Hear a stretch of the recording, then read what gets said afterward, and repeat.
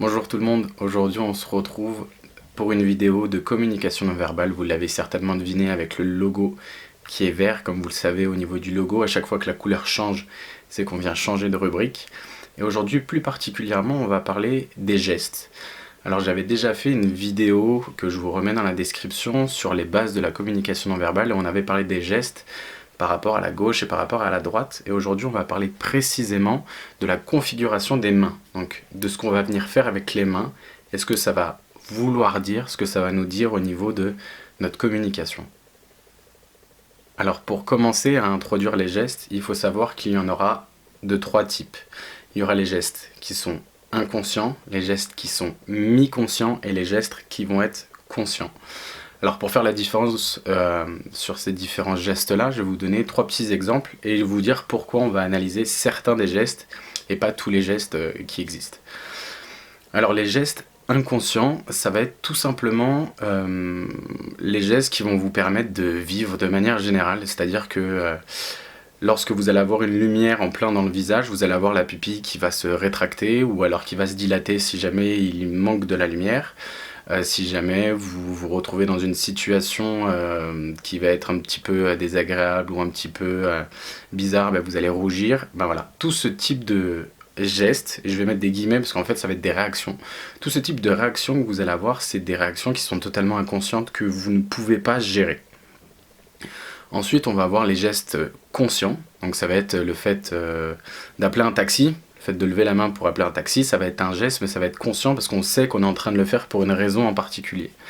Vous allez avoir le fait de dire que c'est bon, par exemple. Là, ça sera un geste conscient. Donc ça, on ne va pas analyser ce type de geste-là. Nous, ce qu'on va analyser, ça sera les gestes qui sont dits mi-conscients. Donc c'est-à-dire qu'ils sont entre le conscient et l'inconscient. Et donc c'est des gestes que sur le coup, au moment où ils sont faits, on ne remarque pas qu'on est en train de le faire, mais si on nous attire l'attention dessus, on peut savoir pourquoi on a fait ce type de geste-là. Et donc tout de suite, on va analyser ça.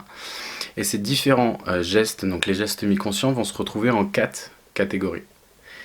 Et donc les 4 catégories qu'on va voir, il y aura les gestes figuratifs, projectifs, d'engrammes et symboliques. Et je vais vous expliquer tout de suite quelles sont les différences entre ces gestes-là.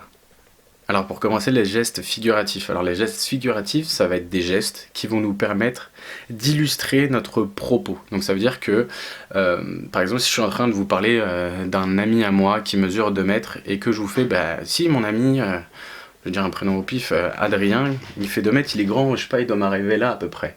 Le fait de venir faire ce geste-là, de vous montrer quelle taille réellement il fait, ou c'est comme si vous allez dire il y avait un trou dans mon t-shirt, il était comme ça. En fait, le fait de faire ce geste-là va vous préciser, va vous détailler mon propos. Et donc pour le coup, ce geste-là va être intéressant, mais c'est pas celui qui va le plus nous intéresser. Celui-ci va être plutôt intéressant lorsqu'on sera dans de la détection de mensonges.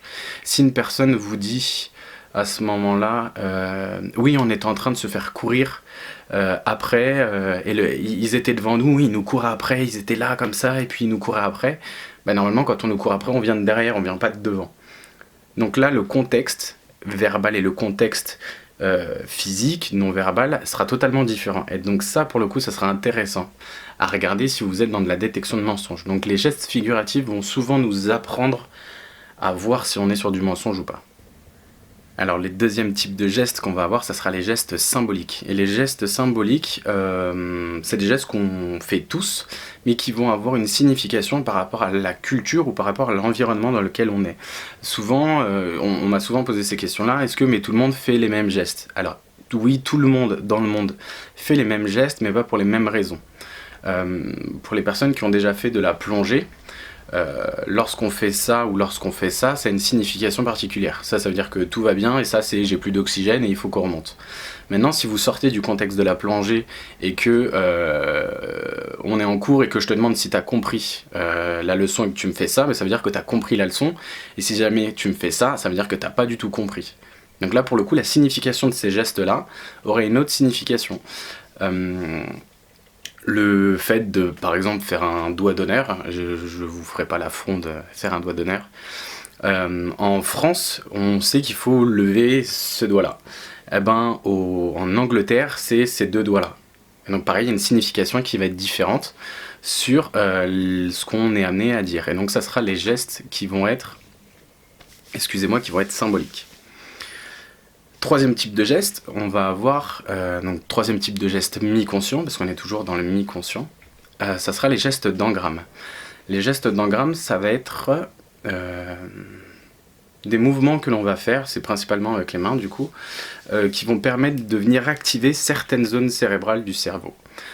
Et il y a un exemple qui normalement vous est tous arrivé au moins une dizaine de fois dans votre vie, le fait de vouloir dire quelque chose, mais ne plus avoir le nom en tête, ou plutôt d'avoir le nom en tête, mais de plus savoir lequel c'est. On dit souvent qu'on l'a sur le bout de la langue, et je sais pas si vous avez remarqué, mais lorsqu'on est dans cette situation-là, souvent on fait une chose bizarre avec nos doigts, on vient faire ça, ou avec n'importe quel doigt, mais on vient frotter le pouce. Ah bah, ce geste-là, en fait, va venir activer une zone au niveau du cerveau qui va vous permettre de remémorer un petit peu la scène, la situation, pour pouvoir vous rappeler du nom de la personne si vous souhaitez parler d'une personne en particulier. Et donc vous pouvez vous amuser à essayer d'activer votre mémoire en faisant ce genre de geste-là. Et donc, pareil, ce geste-là va être assez intéressant dans tout ce qui va être détection de mensonges. Parce qu'une personne qui fera ça, c'est une personne qui est en train de construire quelque chose ou qui essaye d'imaginer des images pour pouvoir créer une histoire dessus. Donc si vous avez ça, plus un geste figuratif qui est totalement dissocié de ce que la personne dit, donc c'est ce que je vous disais au début, s'il y a quelqu'un qui est en train de me courir après et qu'il arrive de devant, puis en même temps vous me demandez le prénom de cette personne-là et je dis mais il s'appelait Bernard. Voilà, vous avez un geste d'engramme plus un geste figuratif qui ne prouve pas ce que vous êtes en train de dire. Donc pour une détection de mensonge, ça peut être ultra intéressant à voir. Et la dernière catégorie qu'on va avoir au niveau des gestes mi-conscients, c'est les gestes projectifs. Et en fait, c'est ces gestes-là que je vais vous décrire tout de suite. Et c'est les gestes les plus importants, ceux qui nous disent le plus de choses dans la communication non verbale. Alors pour les différentes configurations des gestes projectifs qu'on va avoir, il en existe 6. Je vais vous les détailler point par point et sur la suite de la vidéo, je vais reprendre l'exemple de l'extrait du débat présidentiel de l'entre-deux tours de Marine Le Pen et de Macron. Et je vous ai fait justement des petites séquences où vous avez les exemples des différentes mains que je vais vous expliquer. Et je vous le mettrai en voix off directement, comme ça je peux vous expliquer un petit peu de quoi il s'agit directement là-dedans. Alors sur les gestes projectifs, comme je vous ai dit, il y en a de 6 catégories. Donc je vais vous les faire défiler directement, mais en gros vous allez avoir les mains en couteau ouvert, les mains en couteau fermé, vous allez avoir les mains jointes, les mains en V, les mains en prise et les mains en berceau. Donc là pour le moment ça vous dit rien du tout, mais vous inquiétez pas, je vais vous illustrer tout ça. Alors tout d'abord au niveau des... donc dans les configurations des mains, donc comme je vous ai dit vous en aurez 6, et dans les 6 configurations vous aurez toujours 3 positions. Alors il y aura ce qu'on appelle la position ascendante, la position horizontale et la position descendante. Donc en gros, position ascendante, position horizontale et vers le bas, position descendante. Et donc à chaque fois, vous allez avoir l'une de ces 3 configurations-là par rapport à la configuration des mains. Donc vous aurez 4 catégories. À l'intérieur des mains en couteau, il y aura les mains en couteau fermé, mains en couteau ouvert, mains en couteau retourné et mains en couteau pistolet.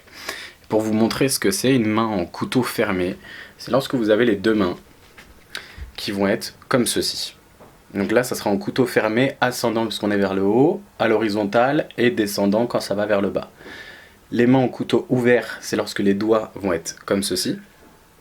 Donc ça, c'est mains en couteau ouvert, ascendant, horizontal et descendant. Vous aurez les mains en couteau renversé, donc c'est ceci. Donc ascendant, horizontal, descendant, généralement celui-là vous l'aurez pas. Et après vous aurez les mains en couteau pistolet, donc on a un pistolet dans les mains. Ascendant, horizontal et descendant. Alors la chose qu'il faut se dire principalement, alors ce que je vais vous donner c'est une ligne générale de la signification de ce que ça veut dire. Après il faut toujours pouvoir l'adapter à la situation. Donc ce que je vais vous dire n'est pas vrai à 100%, mais il faut toujours s'adapter après avec les autres items qu'on pourra voir sur la personne.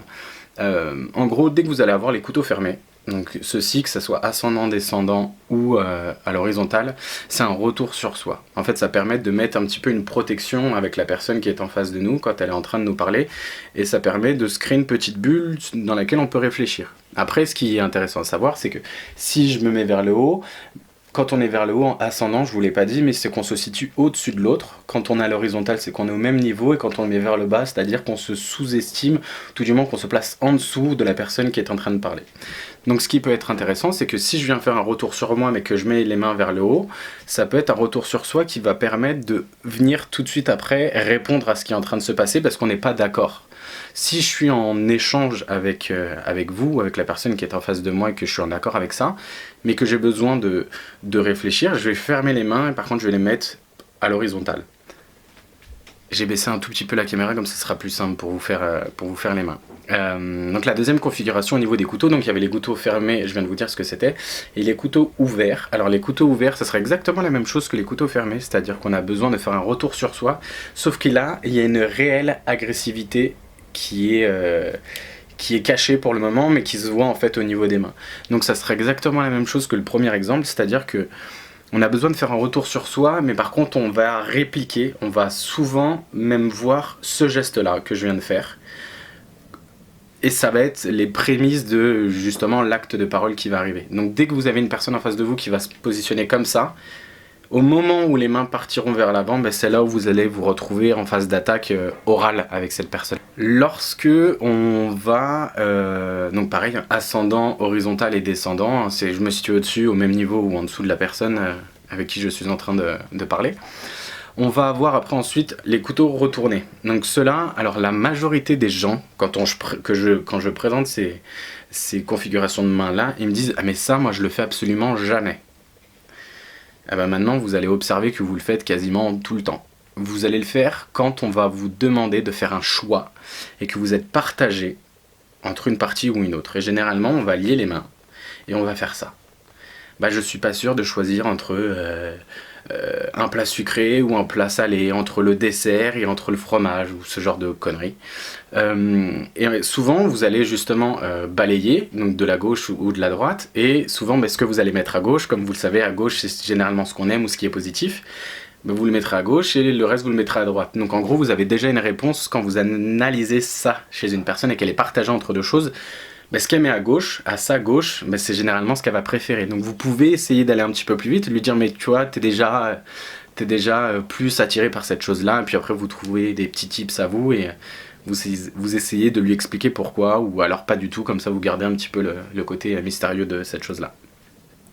Et donc la quatrième configuration que vous allez avoir, c'est celle en pistolet, c'est-à-dire celle-ci, donc ascendant, horizontal ou descendant. Descendant, si vous allez la voir, ouais.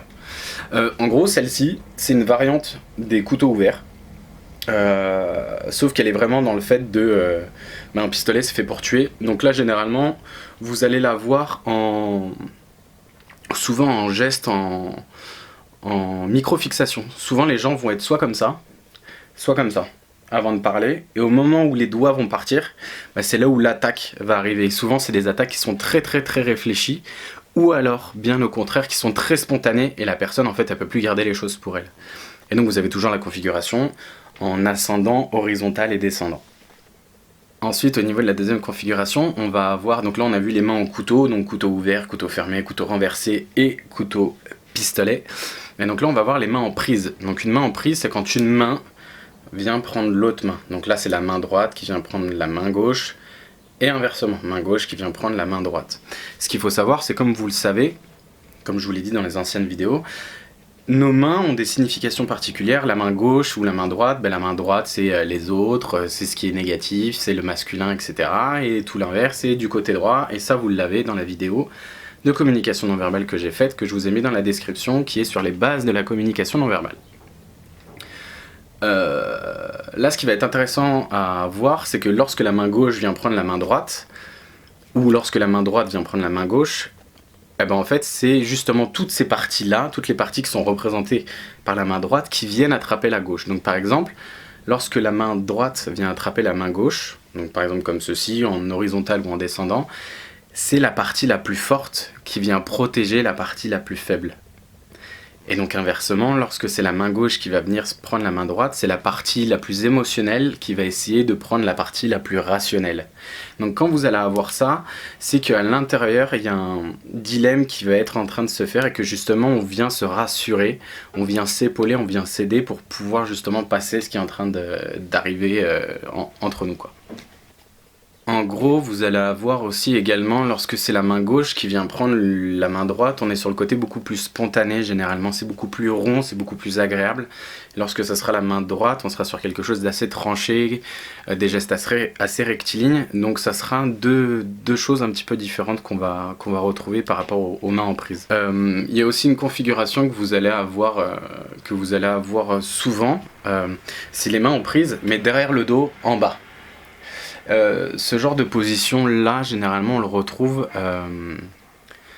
chez les policiers, chez les hommes d'église, chez les vendeurs, chez les médecins, les infirmières, ce genre de choses. Pourquoi? En fait, lorsque on vient mettre les mains dans le dos et qu'on vient les joindre, donc après on suppose qu'on vient les joindre parce que quand les mains sont dans le dos on les voit pas, c'est qu'on va mettre en avant notre statut plutôt que notre personnalité.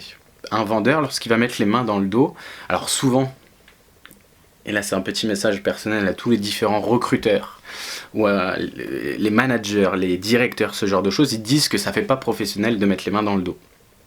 Sauf que c'est le comportement le plus professionnel que vous pouvez avoir. Ça veut dire juste que votre vendeur efface sa personnalité pour mettre sa fonction en avant. Donc c'est quelque chose de très important. Lorsque vous voyez un homme de clergé, donc normalement un homme de clergé c'est un homme de foi, c'est quelqu'un qui va impliquer énormément de choses, et ben en fait il va oublier le fait que c'est un homme, et il va se mettre au service de Dieu. Et ben ça va être exactement la même chose avec les personnes qui vont travailler dans l'armée, ils vont oublier qui ils sont et ils vont montrer le grade, ils vont montrer leur stature, ils vont montrer ce qu'ils ont fait pour la France par exemple. Et donc lorsqu'un vendeur fait ça, c'est exactement la même chose. Donc c'est qu'il est à fond dans le travail et dans les produits qu'ils doivent rendre, etc., etc. Et j'ai trop vu, que ce soit mes différents managers ou même lorsque je suis en tant que client, des vendeurs qui se font réprimander parce qu'ils ont les mains dans le dos. Et c'est juste normal en fait. C'était le petit coup de gueule. Alors là, vous allez avoir maintenant la configuration des mains en V. Donc les mains en V, c'est lorsqu'on va mettre les mains en V ou en A si vous préférez. Mais nous on appelle ça en V. Donc ascendante, horizontale et descendante. Quand on fait ça, ça veut dire je suis celui qui sait. Tout simplement, ça veut pas dire autre chose, c'est je suis celui qui sait. Et donc là je me situe au-dessus de vous, au-dessus de vous, pardon, à votre niveau. Et lorsque vous le mettez en bas, alors généralement vous allez le mettre entre les jambes, c'est quand vous êtes assis, vous allez mettre les mains entre les jambes, et là vous êtes celui qui sait, mais vous ne voulez absolument pas prendre part sur ce qui est en train de se passer. Il y aura aussi également la sensation d'être je suis l'autorité. Quand vous mettez les mains en V descendante entre les jambes, ça va être souvent je suis l'autorité, je suis celui qui sait, mais je me mets au service de la collectivité. C'est souvent des positions que vous allez avoir chez le Dalai Lama par exemple. Il est souvent en tailleur ou il est souvent assis, et lorsqu'il est en train de faire des entretiens ou des interviews, il a souvent les mains en V mais vers le bas, et donc justement c'est pile poil ça, on est l'autorité, on est celui qui sait, mais on se met au service de la collectivité pour pouvoir aider la collectivité juste. Il y a une configuration qu'on va voir tout de suite qui s'appelle les mains lavées, donc c'est quand vous allez faire ça. Donc ascendant, horizontal et descendant, donc vous avez toujours la signification qui est derrière. Et les mains lavées, la fausse croyance qu'on a par rapport à ça, c'est quand on est très à l'aise. Personne qui dit bon allez, on se met au travail là, moi je suis confiant. Et ben en fait c'est tout l'inverse.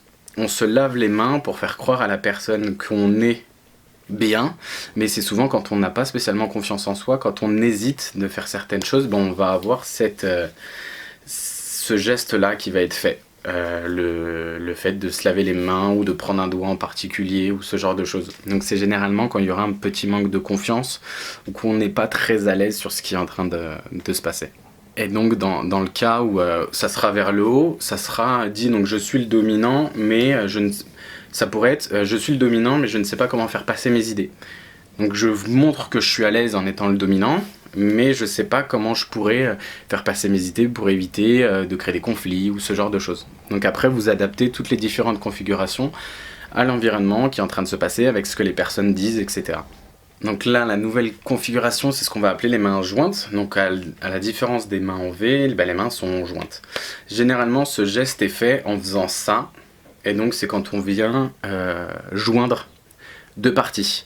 Donc c'est généralement, je suis le rassembleur de ces deux parties, je suis là pour travailler avec l'emploi et faire en sorte qu'il y ait moins de chômage. En politique, vous entendrez souvent ce genre de choses, ou l'immigration et la nationalité, ce genre de débat qu'il y a pu avoir avec Marine Le Pen. Donc je suis l'autorité, je suis celui qui va lier les parties ensemble. Donc je suis l'autorité, je suis au même niveau et je me situe en dessous. Vous aurez après aussi la possibilité d'avoir, lorsque la personne fait ça, ça sera souvent en horizontal et qui a fait le geste d'aller vers l'avant, c'est qu'on va être tranchant, qu'on va faire quelque chose qui va avancer, on va être celui qui va amener l'action, qui va faire en sorte que ça démarre. Donc dès que vous avez la main jointe qui part vers l'avant, qui fait ça, au niveau du discours, vous allez avoir généralement ce type de choses. Et vous allez le retrouver dans les vidéos, normalement, si je dis pas de bêtises, que je vous ai mis du débat qui vont arriver juste après. Et donc on arrive aux dernières configurations, c'est-à-dire les mains en berceau. Les mains en berceau, ça va être lorsqu'une main vient soutenir l'autre. Donc en gros, on va être comme ça. Donc en ayant les mains vers le bas, ou alors on peut se positionner en étant comme ceci. Vous allez les avoir aussi dans le dos. Donc il y aura ascendante, horizontale et descendante dans le dos que vous allez avoir. Alors pour la signification de ces mains-là, généralement, les gens qu'on va voir avec les mains comme ceci, c'est lorsqu'on est en total abandon de ce qui se passe, dans le bon sens, quand on est là avec le cœur. Par exemple, vous allez avoir souvent ces mains-là lorsque vous allez assister à un enterrement. Les hommes d'église ont souvent les mains comme ça. Lorsque vous avez une personne qui vous regarde en ayant les mains comme ça, c'est une personne qui n'est absolument pas prête pour se protéger vis-à-vis de vous, qui n'est absolument pas prête pour... qui se sent totalement en confiance, qui se sent dans l'abandon le plus total. Et donc lorsque vous voyez ce genre de main-là, généralement vous allez avoir la tête qui va être penchée sur la gauche, vous allez avoir le menton qui est légèrement baissé, vous allez avoir la personne qui vous regarde avec l'œil gauche. Vous allez avoir une personne qui aura tendance à être vraiment penchée sur la gauche du corps. Donc ça sera vraiment quelque chose qui sera vraiment dans le lien. Et voilà. Et donc là, on va se retrouver sur la partie en voix off sur le débat présidentiel de l'entre-deux tours. Et tout de suite, vous allez voir la première configuration de main qui va être là de Emmanuel Macron. Donc cette main-là, ce geste-là peut être soit considéré comme une main en prise, donc la main droite qui est en prise de la main gauche, soit en main en berceau. Alors là, il faut savoir qu'au niveau du débat, on en est, vous la voyez toujours là, on est au tout début du débat, c'est la première prise de parole de Marine Le Pen, et donc on peut considérer que soit Emmanuel Macron est très confiant, donc il n'a pas besoin de se protéger par rapport à Marine Le Pen, ou alors il se situe déjà au-dessus d'elle, et il est déjà en phase d'observation. Dans cette partie-là, on est sur la réponse d'Emmanuel Macron à Marine Le Pen, et vous allez observer justement, là vous le voyez, que tous les deux sont exactement dans la même position, c'est-à-dire en main, couteau fermé, à l'horizontale. Donc les deux personnes sont en train de s'observer, de commencer à parler, donc le débat va commencer sous des aspirations, on va dire, normales, et vous allez voir, justement, Emmanuel Macron va avoir les mains qui vont se lever légèrement, et les mains sont toujours en prise et les pouces vont se décoller du corps à l'instant. Et donc là, par exemple, cette signification-là, c'est juste qu'il est en train d'expliquer ce qu'il est en train de mettre en place. Et donc pour le coup, il reste dans sa bulle et il va commencer au fur et à mesure à être de plus en plus offensif, surtout aux réponses de Marine Le Pen. Et donc dans cette partie-là, Marine Le Pen reprend la parole et regardez bien le visage d'Emmanuel Macron quand vous allez voir les mains en couteau fermées en ascendant, voilà, juste ici, l'air satisfait qu'il a. Il vient de lui répondre, maintenant c'est à son tour de parler, et lui il est très en confiance, il se sent supérieur à elle, et vous avez ce léger sourire qui s'est dessiné sur son visage, il est en position fixe, c'est-à-dire il est en position d'attente, il sait que pour le moment il a l'ascendant à ce niveau-là du débat. Dans cette partie-là, Marine Le Pen est en train d'attaquer personnellement Emmanuel Macron sur ses amitiés avec un PDG très important. Et vous allez voir la réaction de Macron au niveau des gestes, juste à l'instant, vous allez voir quand les mains vont se joindre, le mouvement qui va être fait. Les mains se joignent et voilà, il a cette position comme s'il venait découper, comme s'il venait trancher quelque chose. Et en fait, là, il est tout simplement en train de remettre Marine Le Pen à sa place parce qu'elle s'est trompée de personne. Euh, Elle l'a attaqué sur un ami en particulier alors que c'était un autre ami. Donc en fait, là, il est en train de lui dire qu'elle s'est trompée de dossier et qu'elle est en train de se ridiculiser devant tout le monde. Donc Emmanuel Macron a remis à sa place Marine Le Pen et vous allez voir un petit peu comment l'inconscient, comment le corps arrive à se défendre automatiquement. Elle va se mettre exactement dans la même configuration au niveau des mains que lui, quasiment au même moment. Regardez, tous les deux ont exactement les mêmes gestes à une seconde près. Et ça, c'est le seul moyen que Marine Le Pen a, son inconscient a de faire pour pouvoir se protéger de l'attaque d'Emmanuel Macron. Elle adopte exactement la même posture physique pour ne pas avoir une image trop inférieure à Emmanuel Macron pile à ce moment-là. Ici, Marine Le Pen va essayer de reprendre un petit peu d'ascendant en attaquant à nouveau et regardez sa configuration de main. On est sur des couteaux ouverts, donc l'agressivité est un petit peu plus marquée. Et à chaque fois qu'elle prend la parole, vous voyez comme les mains viennent se tendre, comme si on venait tendre des couteaux vers son adversaire politique. Et là, juste à la suite, vous voyez qu'ils avaient tous les deux les mêmes configurations de main. Encore une fois, les mains jointes. Et ils sont en parfait mimétisme tous les deux, donc pour essayer vraiment de garder leur position, l'ascendant qu'ils ont chacun de leur côté. Dans cette partie-là, donc nous avons Marine Le Pen qui est en train d'argumenter sur ce qui vient de se passer juste avant, et vous allez voir que quasiment pendant tout le discours, elle va avoir les mains à l'horizontale en couteau fermé au début, puis après en couteau ouvert, voilà, juste ici, elle va argumenter, elle va plaidoyer même son cas, et vous allez voir la réponse de Macron, non verbale, les mains, couteau fermé en ascendant, il sait qu'il a l'ascendant sur elle. Et regardez comme il est paisible. Il a même un sourire sur le visage. Et donc là, l'inconscient, son non-verbal, sait que pour le moment, il est au-dessus d'elle, sans aucun problème. Voilà, donc là on a terminé cette vidéo. J'espère que vous avez eu, avec les petits exemples juste derrière au niveau du débat politique, que ça vous aura apporté certaines connaissances et que maintenant vous allez pouvoir vous amuser à analyser un petit peu plus les configurations des mains et surtout les gestes que vous allez voir dans la vie de tous les jours. Je vous remercie encore pour tous les likes, pour tous les commentaires que vous me faites, surtout les retours. Il y en a beaucoup qui me font des retours sur Instagram ou même directement via sur Facebook. Je vous remercie beaucoup. Merci encore de vous abonner à la chaîne, de vous abonner à tous les différents réseaux sociaux. Et le plus important, et je vois que vous le faites de plus en plus, mais je suis quand même obligé de le dire, prenez le temps d'être curieux.